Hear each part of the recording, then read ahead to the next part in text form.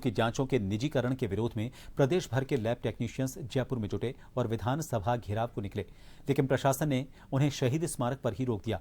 उन्होंने यहां पर धरना दिया और उनके साथ आए रेडियोग्राफर, नर्सिंग कर्मी समेत तमाम पैरामेडिकल संगठनों ने एक स्वर में कहा कि प्रदेश में 30 से 50 रुपए की जांच को निजी कंपनी 100 से 150 रुपए में करेगी। इससे सरकार को भी राजस्व की हानि होगी। बावजूद इसके मनमाने ढंग से उस हब एंड स्पॉक मॉडल को लागू कर दिया गया है जो कई राज्यों में फेल हो चुका है। प्रदर्शनकारियों से बात की हमारे संवाददाता सुदर्शन सिंह शेखावत ने।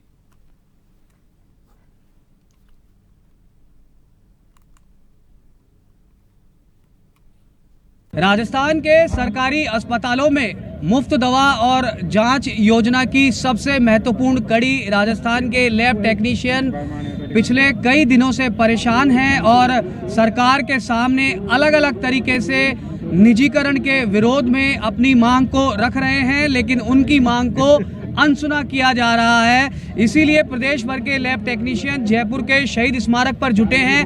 विधानसभा कूच का इनका कार्यक्रम था, लेकिन प्रशासन ने अनुमति नहीं दी। इस समय प्रदेश भर के लैब टेक्नीशियन और इनके जो प्रदेशाध्यक्ष जितेंद्र सिंह हमारे साथ मौजूद हैं। अगर हम आपसे जानना चाहें, ये एक दिन का ही आज का धरना है, कब से आप मांग कर रहे हैं और आज आपको विधानसभा तक नहीं जाने दिया?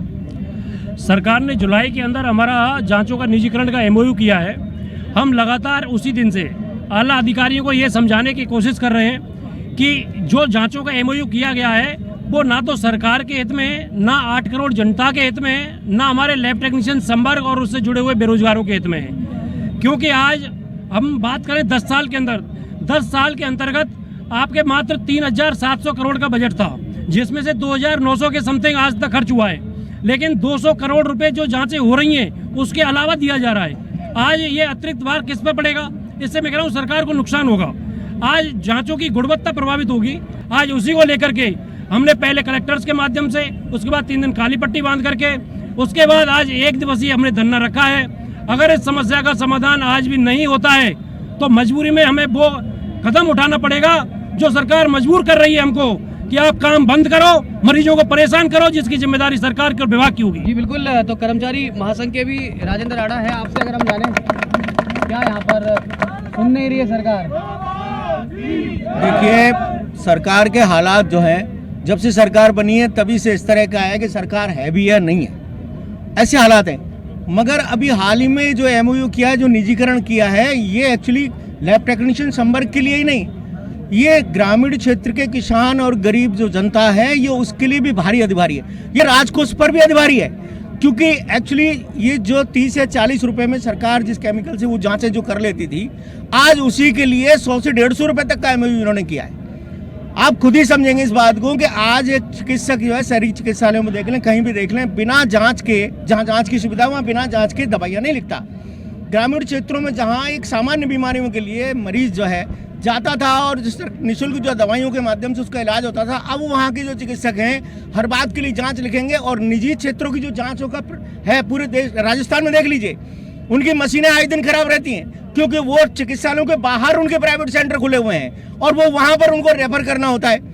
तो यहाँ भी ये होगा, अब ग्रामीण क्षेत्र की आम किसान और आम जो गरीब जनता, मेहनतकश जो मजदूर है, उसके लिए भी ये भारी जो है शोषण का जो केंद्र बनेगा ये जांचें। और ये पहले भी सरकार ने इस बार प्रयास किया था, जिसमें इन्होंने 300 CSC को PPP देने का मानस बनाया था, वो इनको वापस लेना पड़ा, बड़ा आंदोलन हुआ था। आज अभी लैब टेक्नीशियन संवर्ग, जिसमें ये प्रशिक्षित जो हुआ है, जो राजकीय क्षेत्रों में अपना भविष्य तलाश रहे, आज ये उनके ऊपर बड़ा शोषण है उनका।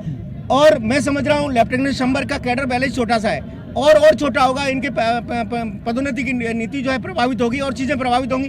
तो एक समूह का आंदोलन है, नहीं मान रहे हैं तो यह आंदोलन संयुक्त रूप से एक बड़ा आंदोलन होने जा रहा है। उसके लिए राजस्थान की सरकार और उसकी जो गलत नीति है वो जिम्मेदार है। जी बिल्कुल। तो ये प्रदेश भर के यहाँ पर लैब टेक्नीशियन एकत्रित है और सिर्फ आंदोलन लैब टेक्नीशियन का ही नहीं है। इनका यह कहना है कि रेडियोग्राफर, नर्सिंग कर्मी समेत तमाम जो पैरामेडिकल स्टाफ है वो इस मामले में इनके साथ है और इनका साफ तौर पर ये कहना है कि अगर सरकार इसे वापस नहीं लेती है तो अनिश्चित काल के लिए जांचों को बंद कर दिया जाएगा।